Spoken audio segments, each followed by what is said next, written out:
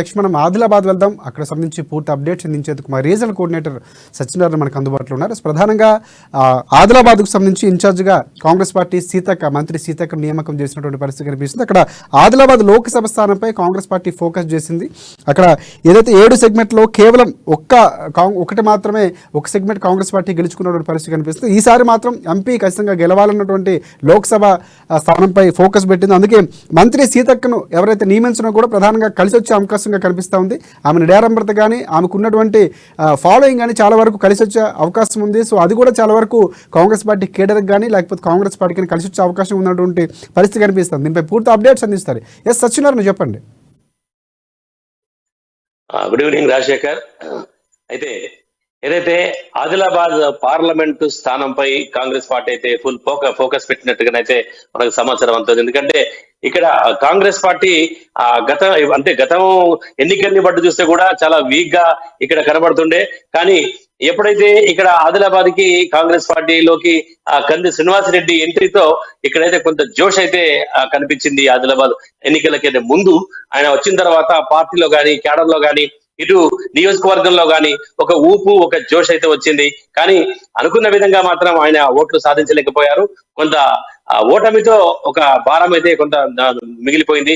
కానీ ఇక్కడ ఉన్నటువంటి మిగతా అంటే ఆదిలాబాద్ పార్లమెంటు సెగ్మెంట్ లో ఉన్నటువంటి 7 అసెంబ్లీ నియోజకవర్గాల్లో కేవలం ఒకే ఒక్క స్థానం కూడా కాంగ్రెస్ పార్టీ ఒకటే దక్కించుకోవడం, మిగతా 4 చోట్ల బీజేపీ 2 చోట్ల బీఆర్ఎస్ దక్కించుకోవడంతో ఒక రకంగా ఇక్కడ ఆదిలాబాద్ పార్లమెంట్ స్థానాన్ని ఎలాగైనా ఈసారి కైవసం చేసుకొని తీరాలనేటువంటి ఒక పట్టుదల ఆ తర్వాత ఫోకస్ అయితే కాంగ్రెస్ లో కనిపించింది. అందుకే కాంగ్రెస్ కి ఇక్కడ అంటే ఇది ఆదిలాబాద్ ఎస్టీ రిజర్వ్ నియోజకవర్గం కాబట్టి అక్కడే ఎస్టీ అదే సామాజిక వర్గానికి చెందినటువంటి ఒక సీతక్కను ఇక్కడ ఆదిలాబాద్ పార్లమెంటు నియోజకవర్గానికి ఇన్ఛార్జ్ గా నియమించడం అనేటటువంటిది ఒక ప్లస్ అయినటువంటి అవకాశం ఉంది. ఆ తర్వాత ఆదిలాబాద్ ఆదివాసులతో కూడా ఆమెకు మంచి సంబంధాలు ఉన్నాయి. ఇక్కడ అందరినీ కలుపుకుని పోయే వ్యక్తిగా, ఆ తర్వాత సామాన్యులలో అతి సామాన్యమైనటువంటి ఒక వ్యక్తిగా, ప్రజలతో మమేకమయ్యేటటువంటి ఆమె నిరడంబరత ఇక్కడ ఉన్నటువంటి ఒక అమాయకులైనటువంటి ఒక ఆదివాసీలకు కానీ, ఇక్కడ ఆదిలాబాద్ అంటే కాస్త వెనుకబడ్డ ప్రాంతం కాబట్టి ఇక్కడ ఉన్నటువంటి ఒక గిరిజనులతో కానీ మిగతా ప్రజలతో కానీ ఆమె యొక్క నిలిపేటటువంటి సంబంధాల వల్ల ఇక్కడ పార్టీ అయితే కాస్త బలోపేతం అయ్యేటటువంటి అవకాశం ఉంది. అలాగే పార్లమెంట్ స్థానాన్ని కూడా అక్కడ ఉన్నటువంటి ఒక ప్రజెంట్ ఉన్నటువంటి ఒక రాజకీయ సమీకరణలతో ఈసారి పార్లమెంట్ కి అయితే గట్టి పోటీ ఉండే అవకాశం ఉంది. కాబట్టి ఈ పోటీని ధీటుగా ఎదుర్కోవడానికి ధీటుగా గట్టి పోటీని ఇచ్చేందుకు అంటే గెలుపోటములు పక్కన పెడితే ఆ గెలుపుపై మాత్రం కాస్త ఆశాజనకంగా కాస్త ఉత్సాహం ఊపిరితో ఉండడం కోసం అన్న ఈ యొక్క సీతక్క నియామకం పార్లమెంట్ ఇన్ఛార్జ్ గా నియామకం అయితే కాంగ్రెస్ పార్టీకి అయితే కాస్త బలోపేతం ఇస్తున్నటువంటి చర్చ అయితే ఆదిలాబాద్ నడుస్తుంది. అలాగే ఇక్కడ రాజకీయ విశ్లేషకులు కూడా అదే భావిస్తున్నారు. సీతక్క ఆదిలాబాద్ పార్లమెంట్ నియోజకవర్గంగా ఇన్ఛార్జ్ గా రావడంతో ఇక్కడైతే ఆదిలాబాద్ పార్లమెంట్ స్థానానికి సంబంధించి మాత్రం ఒక కొంత ఆశ అయితే చిగురిస్తుంది కాంగ్రెస్ పార్టీలో ఈసారి. ఎందుకంటే దాదాపుగా కాంగ్రెస్ పార్టీ ఇక్కడ గెలవక చాలా ఏళ్ళు అవుతుంది కాబట్టి ఈసారి ఆదిలాబాద్ పార్లమెంట్ గడ్డపై ఆ కాంగ్రెస్ పార్టీ జెండా ఖచ్చితంగా ఎగిరేసేలా సీతక్క ఇన్ఛార్జ్ ఆధ్వర్యంలో ఇక్కడ ఉన్నటువంటి ఒక నాయకులు ఆ తర్వాత ఉన్నటువంటి ఒక పార్టీ శ్రేణులు అయితే ఆ గెలుపు కోసం గట్టిగా కృషి చేస్తారనేటువంటి ఒక విషయం అయితే ఇక్కడ పూర్తిగా బయట అందుతుంది మనకు. అయితే ఇక్కడ ఉన్నటువంటి అంటే ప్రజెంట్ ఉన్నటువంటి ఒక స్థితిలో అంటే కాంగ్రెస్ పార్టీ కేవలం ఈ 7 అసెంబ్లీ సెగ్మెంట్లో కేవలం ఒకటి మాత్రమే దక్కించుకోవడంతో సీతక్కకు మాత్రం ఒక ఛాలెంజింగ్ ఇష్యూగా ఇది కనపడుతుంది. ఎందుకంటే ఇక్కడ దాదాపు 4 స్థానాల్లో బీజేపీ బలంగా ఉంది, ఇక్కడ ఆ తర్వాత 2 స్థానాల్లో బీఆర్ఎస్ ఉంది. కాబట్టి అంటే ఉన్నటువంటి 7 అసెంబ్లీ సెగ్మెంట్ లో ఉన్నటువంటి ఒక ఓటర్లందరినీ గలుపుకుని పోయి ఆ తర్వాత వాళ్ళందరితో అక్కడ ఉన్నటువంటి ముఖ్య నాయకులు కావచ్చు, కార్యకర్తలు కావచ్చు, ఆ తర్వాత మిగతా క్యాడర్ అంతా కూడా కలుపుకొని పోయి ఆ యొక్క ఓట్లను అనేటటువంటి చీల్చుకొని కాంగ్రెస్ పార్టీకి అనుకూలంగా మార్చడంలో మరి ఎంతవరకు సత్ఫలితం వస్తుందనేటటువంటిది వేచి చూడాలి. మొత్తం మీద ఆమె యొక్క ఏదైతే పట్టు అంటే కేంద్ర అంటే హైకమాండ్ ఏదైతే బాధ్యత ఇచ్చిందో ఆ బాధ్యతను ఆమెను సమర్థవంతంగా నిర్వహించగల నేర్పరి సీతక్క అనేటటువంటి ఒక పేరైతే ఇక్కడ వినిపిస్తోంది. అందుకే ఆమె సాధించగల కార్యోన్ముఖురాలు అని చెప్పేసి కూడా చాలా మంది చెప్తుంటారు. కాబట్టి ఆ సీతక్క తలుచుకుంటే కనుక ఇక్కడ పార్లమెంట్ నియోజకవర్గంలో ఒక ఊపు, ఒక కదలిక, ఆ తర్వాత పార్టీలో ఒక జోషు ఇవన్నీ తీసుకొచ్చేసి పార్టీకి ఒక పూర్వ వైభవాన్ని, పార్లమెంట్ స్థానం మీద కాంగ్రెస్ జెండా ఎగిరేసేలా ఆమె చర్యలైతే తీసుకుంటున్నట్టుగా ఆ ప్రయత్నం, అంటే చేసేటువంటి ఒక ప్రయత్నం అయితే ఉంటుందని, దాని విధంగానే ఆ గెలుపటములు కూడా ఉంటాయని ఇక్కడ రాజకీయ విశ్లేషకులు, నాయకులు అయితే భావిస్తున్నారు. రాజశేఖర్.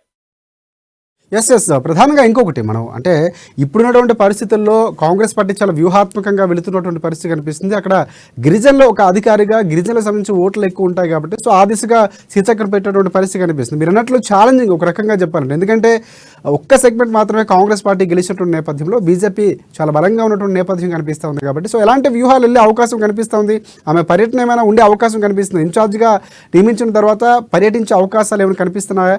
సో అభ్యర్థుల ఎంపిక ప్రధానంగా కొంతవరకు తలనొప్పిగా మారే అవకాశం కనిపిస్తుంది. ఎవరిని నియమించాలి ఏంటి అనేది కూడా చాలా వరకు కాంగ్రెస్ పార్టీకి కీలకం కానుంది. సో ఇలాంటి నేపథ్యంలో సీతక్క నియామకం ఎంతవరకు ప్లస్ అవుతుందో, ఆమె వ్యూహాలు కూడా చాలా ముఖ్యమైన మనం భావించవలసిన అవసరం ఉందంటారా? ఖచ్చితంగా ఇక్కడ నుంచి మనం అయితే ఆ పార్టీల వారీగా మనం అనుకున్నట్టయితే కనుక ఇక్కడ ఆదిలాబాద్ పార్లమెంట్ స్థానానికి సంబంధించి బీఆర్ఎస్ నుంచి అయితే ఉన్నటువంటి ఆత్రం సక్కు కానీ, లేదంటే ఎంపీ గూడెం నగేష్ కానీ, లేదంటే ఖానాపూర్ నియోజకవర్గం నుంచి ఓడిపోయినటువంటి బుక్యా జాన్సన్ నాయక్, ఈ ముగ్గురులో ఎవరో ఒకరు ఇక్కడ పార్లమెంటు స్థానంపై ఆశలు పెట్టుకున్నట్టు ఆ పార్లమెంటు సీట్ దక్కించుకున్నటువంటి ఒక అవకాశం కనబడుతుంది. అలాగే ఇక ఇటు బీజేపీ విషయానికి వస్తే, బీజేపీలో present sitting MP Soyam Bapurao, ఆ తర్వాత ఇటీవలే పార్టీలో చేరినటువంటి ఒక రాథోడ్ బాపురావు, ఆ తర్వాత ఖానాపూర్ నుంచి బీజేపీ నుంచి ఓడిపోయినటువంటి ఒక రమేష్ రాథోడ్, ఈ ముగ్గురు కూడా ఇది టికెట్ కోసం అయితే గట్టి కృషి చేస్తున్నట్టుగా కనపడుతోంది. ఈ ముగ్గురులో కూడా బీజేపీ నుంచి ఒకరికి సీటు దక్కే అవకాశం ఉంది. ఇక కాంగ్రెస్ లో చూసుకుంటే మటుకు కాంగ్రెస్ నుంచి నరేష్ యాదవ్, అలాగే ఓడిపోయినటువంటి ఒక కాంగ్రెస్ పార్టీ నుంచి బోత్ నియోజకవర్గం నుంచి ఓడిపోయిన ఆడే గజేందర్, ఆ తర్వాత ఖానాపూర్ నుంచి ఆమెకు టికెట్ దక్కినటువంటి కాంగ్రెస్ లో చేరినటువంటి రేఖా నాయక్ కూడా ఎంపీ టికెట్ పై అయితే ఆశలు పెట్టుకున్నారు. అంటే ఇది ఎస్టీ నియోజకవర్గం కాబట్టి ఖచ్చితంగా ఈ ఎవరైతే మనకు సీతక్క నియామకం అనేటటువంటిది చాలా ప్లస్ అయ్యే అవకాశం ఉంది. ఎందుకంటే ఆమె గతంలో కూడా ఆదిలాబాద్ తో మంచి అనుబంధం ఉన్నటువంటి ఒక వ్యక్తి.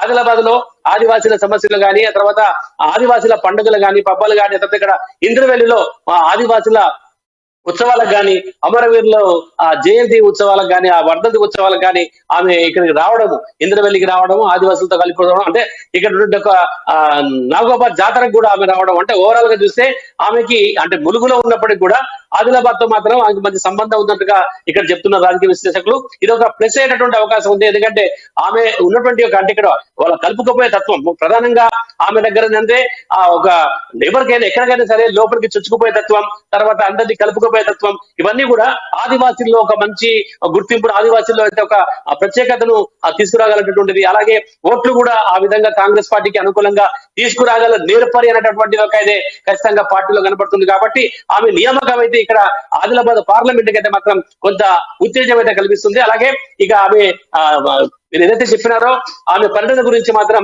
ఇంకా ఏదైతే డిక్లేర్ కాలేదు ఇప్పటికైతే, కాకపోతే ఖచ్చితంగా ఉండే అవకాశం ఉంది. ఎందుకంటే ఇంకా ఆ పార్టీ యొక్క పార్లమెంట్ యొక్క నోటిఫికేషన్ కానీ, ఆ తర్వాత అభ్యర్థుల ఎంపిక కానీ ఉన్నప్పుడు ఖచ్చితంగా ఆమె యొక్క ఇక అంటే దానికంటే ముందు నుంచే ఒక గ్రౌండ్ వర్క్ అయితే తయారు చేసుకునే దిశగా వెళ్ళేటటువంటి ఒక అవకాశాలు కనబడుతున్నాయి. రాజశేఖర్.